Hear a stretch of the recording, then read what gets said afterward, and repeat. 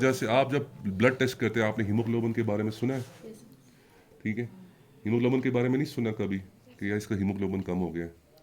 खास तौर पे ख़वातीन का हीमोग्लोबिन कम हो जाता है। यहाँ पर ख़वातीन का हीमोग्लोबिन कभी सुना है किसी ने? ना सुना हो? हीमोग्लोबिन, हीम है और ग्लोबन है। ठीक है, ग्लोबन प्रोटीन्स है और फिर साथ पार्टिकल है, उसका नाम है हीम है। ठीक है, उसके लिए आपको क्या क्या चीज़ें चाहिए होती हैं? एक तो उसकी ज़रूरत होती है आयरन की। ठीक है, आयरन की ज़रूरत पड़ती है, फॉलिक एसिड की ज़रूरत पड़ती है हमें। लेकिन फॉलिक एसिड बेसिकली हमें डाइट के अंदर चाहिए होता है। ख़ास तौर पे आपने फॉलिक एसिड ख़वातीन जो हामला होती हैं उनको देखा होगा कि उनको मिलते हुए। ठीक है, ट्राइमेस्टर कौन से ट्राइमेस्टर में? किसी को पता है कि कितने कौन से ट्राइमेस्टर में मिलता है?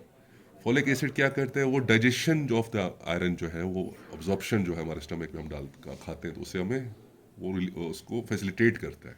ठीक है, अब अमाइनो एसिड्स और उसके बाद आयरन, दो चीज़ें हमें ज़रूरत पड़ती है। ठीक है, ब्लड बनता कहाँ पे, ये मैंने बताया था और बड़े डिटेल में बताया था। ब्लड बनता कहाँ पे है? कहाँ बनता है? जिगर में बनता है?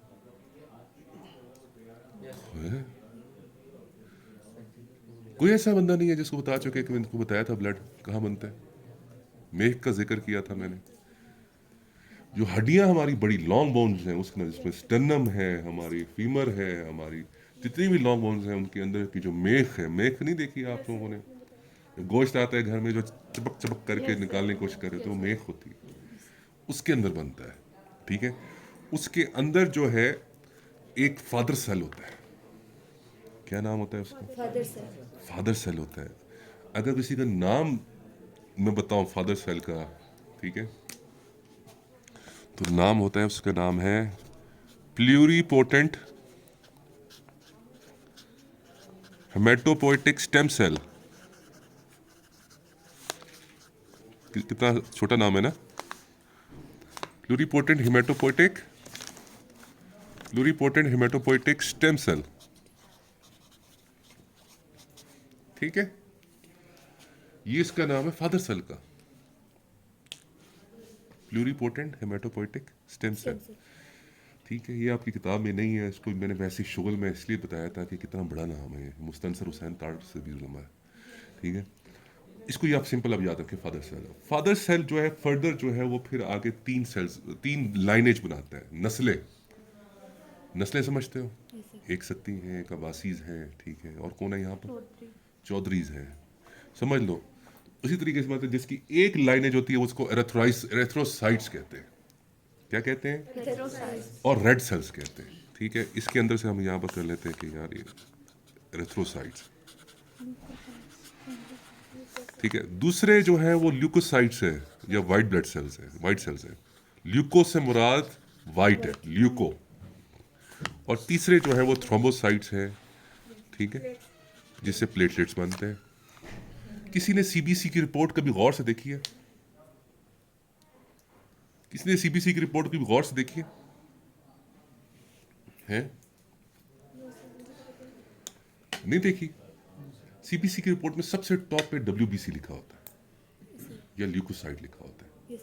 अच्छा, उसके बाद कुछ और चीज़ें लिखी होती हैं, उसके बाद हीमोग्लोबिन लिखा होता है, फिर कुछ और चीज़ें लिखी होती हैं और आखिर में प्लेटलेट लिखा होता है। ठीक है, एक सीबीसी डिफरेंशियल होता है, उसमें यह लिखा होता है कि कौन से ल्यूकोसाइट, व्हाइट ब्लड सेल्स कौन से। ठीक है, रेड ब्लड सेल्स जो है, अच्छा अब रेड ब्लड सेल्स की अगर है तो उसके अंदर तो हमें एक ही मिलेगा, रेड ब्लड सेल्स एक मिलेगा। पहले हम रेड ब्लड सेल्स के बारे में बात करेंगे, फिर वाइट ब्लड सेल्स के बारे में बात करेंगे, फिर हम प्लेटलेट्स के बारे में बात करेंगे। ठीक है, इनकी जो ओवरऑल लाइनेज है वो कौन बना रहा है? फादर साहब। आपका कोई बाव जद्दी बावजदाद में से कोई ऐसा बुजुर्ग तो होगा ना जिसकी नस्ल से हम सारे निकले हैं। ठीक है, हज़रत आदम के अलावा यहाँ के इलाकों में से कोई तो है ना। ठीक है, जब आप शजर नसब निकालोगे ना, आपके पास कुछ वालिदैन के पास होते हैं शजर नसब, पूरी उनके पता होता है कि कौन सी आपके दादा थे, दादा के बाद क्या उनके दो भाई थे, भाइयों के बाद कौन कौन सी नस्ल किधर किधर किधर किधर निकली। ठीक है, आपके पीछे तक जाती है नस्ल, अब्बासीस तक, ठीक है, या सत्तीस तक या चौधरीस तक। ठीक है, जो भी है इंसान, कोई इससे फर्क नहीं पड़ता, ठीक है। ठीक है, अब बारी बारी देखते हैं। पहले पहले हम इनकी शेप्स जो है उनके बारे में करेंगे। शेप्स के बारे में करने से मुराद ये है कि सबसे पहले रेड ब्लड सेल्स की शेप देखते हैं। इसको कहते हैं बाई कनकेव शेप है इसकी। क्या है? बाई कनकेव या सेमी सर्कुलर है, ठीक है, सेमी सर्कुलर या स्मॉल। अच्छा, और ये मकसद क्या है?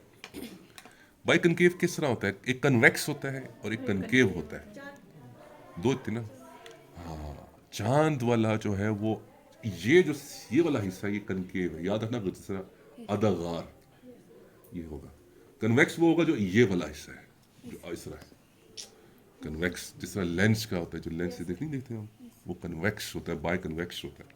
ये बाय कनकेव है, ऐसे है, ठीक है। और इसका न्यूक्लियस होता है, देखो हर एक खुलिये का न्यूक्लियस होता है। क्या इसका खुलिये का वो है न्यूक्लियस? न्यूक्लियस वो होता है जिसके अंदर डीएनए होता है, ठीक है। उसके अंदर फिर बाकी जो होता है power house of the cell. क्या कभी आपने साइंस पढ़ी है ना? What is the power house of the cell? Biology का सवाल है? सुना हुआ तो है ना ये सवाल पहले? Sumaiya, what is the power house of the cell? यानी उस सेल में उसने बिल्कुल मुंह ही नीचे कर दिया, उसने कहा पूछा ही ना, शक्ल ही ना दिखाऊं मैं। What is the power house of the mitochondria? Is the power house of the cell. देखा नहीं है माइटोकॉन्ड्रिया? Golgi complex.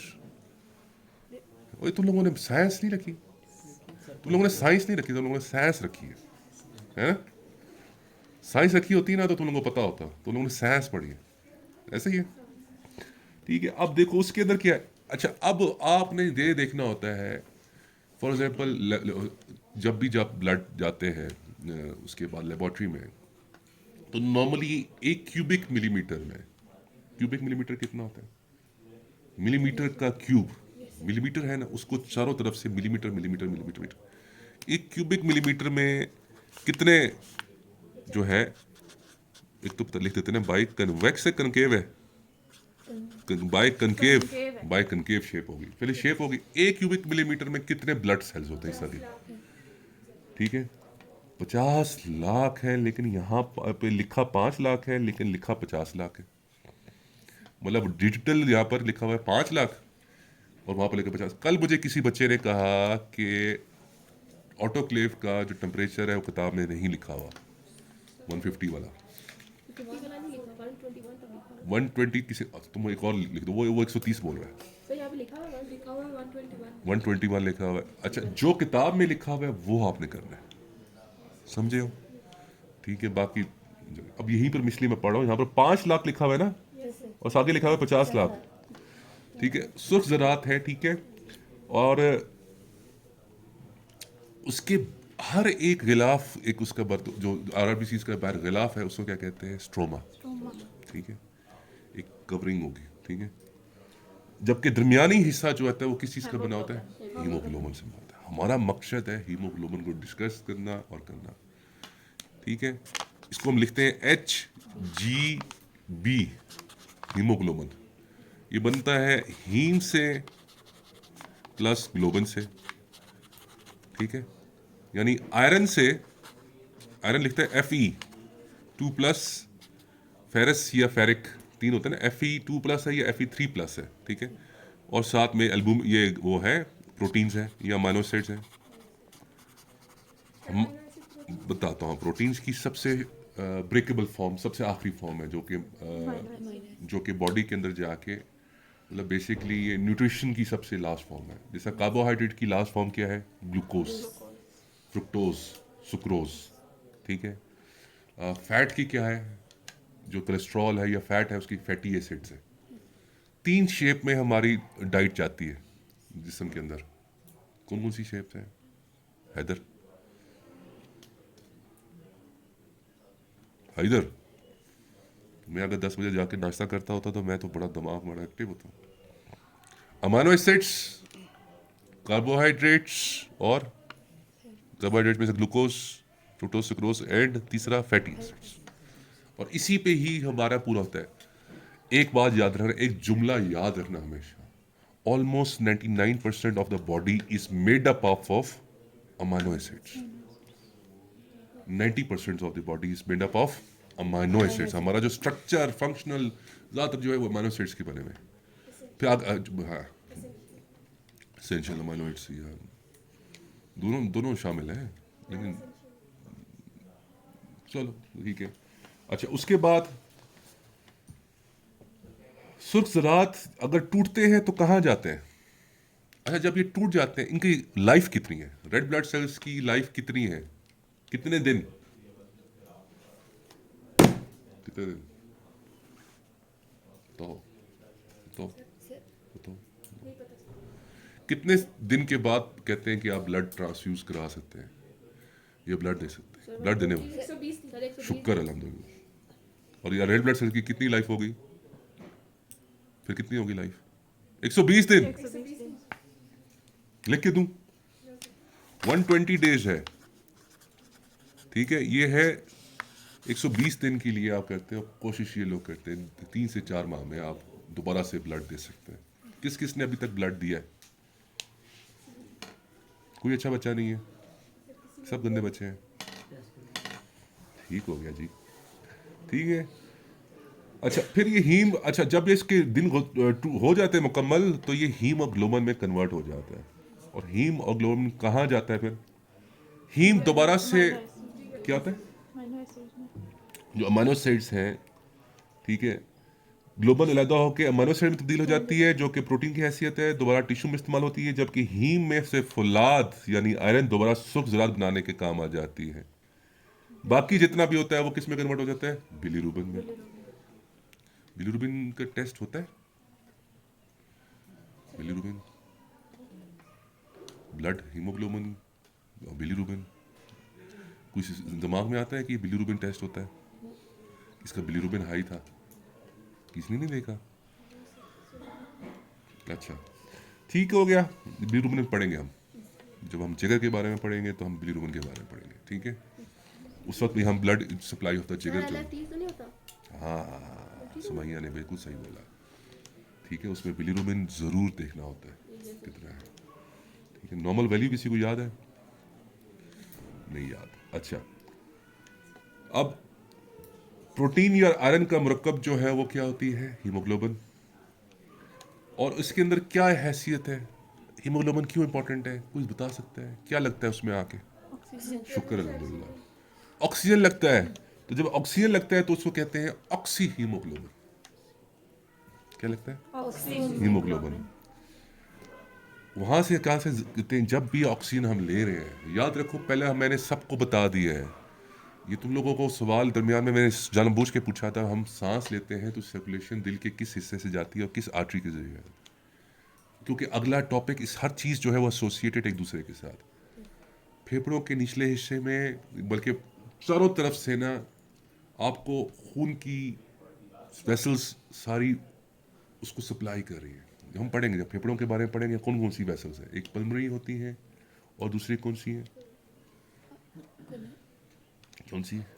अच्छा, जो पल्मोनरी वेसल्स हैं वो सारी उसकी तरफ सराउंडिंग में है और वो उस फेफड़ों के अंदर गुब्बारों की तरह, ठीक है, गुब्बारों की तरह या इस तरीके से अंगूरों की तरह हमारे अंदर फेफड़ों में एल्विलाई होते हैं, ठीक है। क्या होते हैं? एल्विलाई। और यहाँ वेसल्स होती है, ठीक है, ये वेसल्स होती है।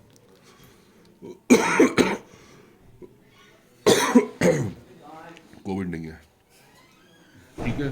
तो यहाँ से होती, यहाँ से एक्सचेंज होता है, इधर से ऑक्सीजन आई और ये यहाँ पर जाएगी और यहाँ ब्लड होगा और ब्लड में एक्सचेंज हो जाएगा। वो बैरियर भी डिस्कस करेंगे। तो बन जाता है ऑक्सीजन हीमोग्लोबिन। और उसका कलर क्या होता है बासित? डार्क रेड या light red?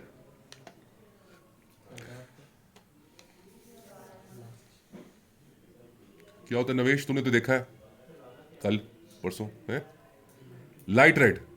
Dark red deoxygenated blood का होता है। जो आप वेन जो जिस पे प्रेक करते हो जो निकलता है वो डीऑक्सीजनेटेड ब्लड है, ठीक है। शरियानों में जो होता है वो ऑक्सीजनेटेड ब्लड है। समझे हैदर? समझो तुम, ठीक है। अच्छा, उसके बाद क्या होता है? हीमोग्लोबिन की मिकदार कितनी है, नॉर्मल क्या मिकदार है, मेल में कितनी है, फीमेल में कितनी है, पाकिस्तान में कितनी है, नॉर्मल कितनी है? 15 ग्राम से 100 15 ग्राम लिखा हुआ है ना, 100% कहते हैं इसमें, ठीक है। यहाँ पर अक्सर जो है, मैं जब आया था यहाँ पर मुझे 12.5 थी, अब मेरी यहाँ पर 14.7 हो गई। कैसे हुई, कोई बता सकते हैं? वहाँ की ऑक्सीजन की निस्बत यहाँ की ऑक्सीजन यहाँ की ऑक्सीजन कम है, कम है। तो जब ऑक्सीजन कम होगी तो कौन सा एंजाइम ट्रिगर होगा? ये तो पता चल ही है ना कि यहाँ पर ब्लड बन जाता है, ये तो समझ आ रही है ना, या जात समझ नहीं आ रही, ठीक है। तो ये जाके एक चीज निकालता है, उसको बोलते हैं एरिथ्रोपोइटिन, किडनी से एरिथ्रोपोइटिन, एरिथ्रोपोइटिन निकालते हैं, और वो निकलता कहाँ से है? किडनी से। और वो जाके ट्रिगर करता है मेख में, हड्डियों में जाके प्लूरिपोटेंट हेमेटोपोइटिक स्टेम सेल, यानी फादर सेल को कहता है कि भाईजान साड़ा कर्म करो, ऑक्सीजन कम हो गई है, रेड ब्लड सेल ज़्यादा बढ़ाओ। क्या बढ़ाओ? ज़्यादा बढ़ाओ। कौन ट्रिगर करता है? एरिथ्रोपोइटिन। एरिथ्रोपोइटिन यहाँ पर लिख लो इस साइडों पे, एरिथ्रोपोइटिन जरूरी है, क्योंकि आप किडनी फेलियर के जो आते हैं ना, रीनल फेलियर के, उनके एचबी कम होता है क्योंकि उनसे एरिथ्रोपोइटिन के इंजेक्शन भी लगते हैं उनको, ठीक है। याद रहेगा एरिथ्रोपोइटिन, ठीक है। एरिथ्रोपोइटिन लिखता है, फिर वो जाके इसको कहता है भाईजान थोड़ा कर्म करो, रेड ब्लड सेल बनाओ। रेड ब्लड सेल ज़्यादा बनने शुरू हो जाते हैं, क्यों? ऑक्सीजन कम है और बॉडी की रिक्वायरमेंट ज़्यादा है, तो फिर उससे वैसे क्या होता है, एचपी बढ़ जाता है। यही तो जब हम जाते हैं नीचे तो फ्रेश हम वो एचपी के साथ खुश होकर फिर रहे होते हैं कि यार आज तुम्हारा एचपी बड़ा कमाल हो गया, ठीक है। ख़वातीन का नॉर्मल एचपी पाकिस्तान में 8 से 10 के दरमियान है। उनकी सबसे बड़ी वजह उनकी न्यूट्रिशन वैल्यूज, आयरन की कमी है, ठीक है, फॉलिक एसिड की कमी है, खुराक के अंदर आयरन की कमी है, और उनकी न्यूट्रिशन का ख्याल नहीं रखा जाता। वो नेग्लेक्टेड ख़वातीन को आपने एड्रेस करेंगी कहीं ना कहीं आप ज़िंदगी में, उनकी फॉलिक एसिड, उनकी आयरन, उनकी ख़ास तौर पे हमारे घर में ख़वातीन होती हैं, आप उनको ये होता है चेक करने का तरीका कैसे है? अच्छा हाँ, ब्लड की कमी या हीमोग्लोबिन की कमी कैसे चेक करते हैं? सर एक तो उसका कलर बहुत ज्यादा येलो हो जाता है, येलो हो जाता और है। फिर दूसरा आईज में शाबात, इसको क्या बोलते हैं? कंजक्टाइवा। हम चेक करते हैं कंजक्टाइवा के जरिए, कंजक्टाइवा के जरिए, ठीक है। palm of the hand, tip of the tongue या नोज। अच्छा पेरिफेरल कुछ जगहों पे, अच्छा ये सब कुछ हो गया, इसमें भी चेक करते हैं, लेकिन बेसिकली हम कंजक्टाइवा देखते हैं, ठीक है। अपने हाथ आगे करो सारे, तो आगे करो सामने टेबल पे ले जरा। अब साथ वाले बंदे, तू उधर देख, तुझे कह रहा हूँ उधर देख, देख साथ वाले बंदा यार लेफ्ट वाला हाथ आगे करता है, ऐसे करीब रख, तुम उसके साथ करीब रखो। किसका रेड उससे ज्यादा रेड है? हाथ जो पाम है वो रेड है ज्यादा, सर सुमैया का। है? सुमैया सुमैया का, सुमैया उसके साथ कंपेयर करो, किसका रेड है? सर मेरा तो ब्लू है? दानिया का रेड हो गया। तुम में से किसका रेड है ज्यादा? है? बासित का, उसके बाद और किसी का? बासित इधर कंपेयर करो, हैदर का, हैदर तेरा तो एचपी ज्यादा है। अब जाके किसी ने अगर एचपी करवा लो अपना सीबीसी से, सर मेरा 13.6 है। 13.6 है तो ठीक बात होगी, ठीक है। अब ज़्यादातर ख़वातीन का यहाँ पर कम है क्योंकि उनकी डाइट ठीक नहीं है। सुमैया की डाइट अच्छी है तो इसलिए उसका एचपी अच्छा है। सुमैया सुबह क्या क्या खा के आती हो? सर अभी एक हफ्ते से खाना शुरू किया, पहले तो कुछ खाती अच्छा, नहीं थी। चले यहाँ पर हम ये लेक्चर थोड़ी देर के लिए ख़त्म करते हैं, ठीक है।